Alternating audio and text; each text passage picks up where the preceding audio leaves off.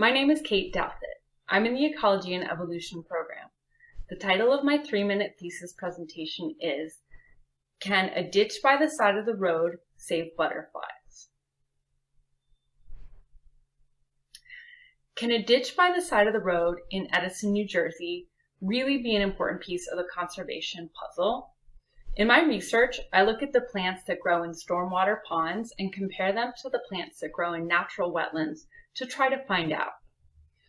The water that enters a storm drain ends up in a holding area like the one you see on the left, also called a storm pond, to prevent the highway or your basement from flooding.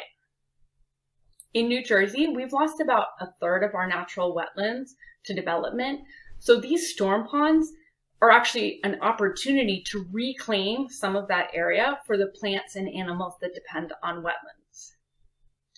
Each storm pond may seem small, but statewide, they cover 25 square miles of area, so that's 25 square miles of just low-hanging conservation fruit. But how valuable is this habitat? These ponds are separated by just miles of concrete, and you can see that trash and pollution can easily wash in. Because these are constructed areas and new types of ecosystems, nobody really knows what grows in them. So for the past 3 years, I've been surveying storm ponds throughout New Jersey and Pennsylvania. What I found out is that the plants that grow in storm ponds are really similar to the plants that grow in natural wetlands. There's about a 70% overlap. I also found that a lot of the plants growing there were not originally planted. So this means that the dispersal systems that move seeds around in nature, birds, wind, water, they're bringing seeds in, and the seeds don't care that it's an artificial area. They just take root.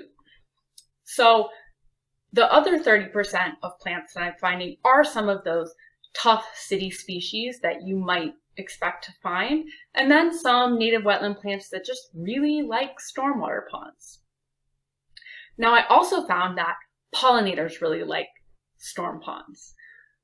The flowers that grow here don't grow anywhere else in the city, so these areas are just buzzing with bees and butterflies drinking nectar and gathering pollen.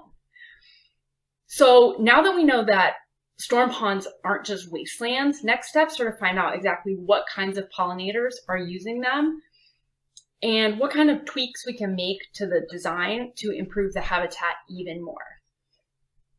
So a storm pond in your backyard or even in the middle of a jug handle in Route 1 may just be the key to saving a struggling species like the monarch butterfly.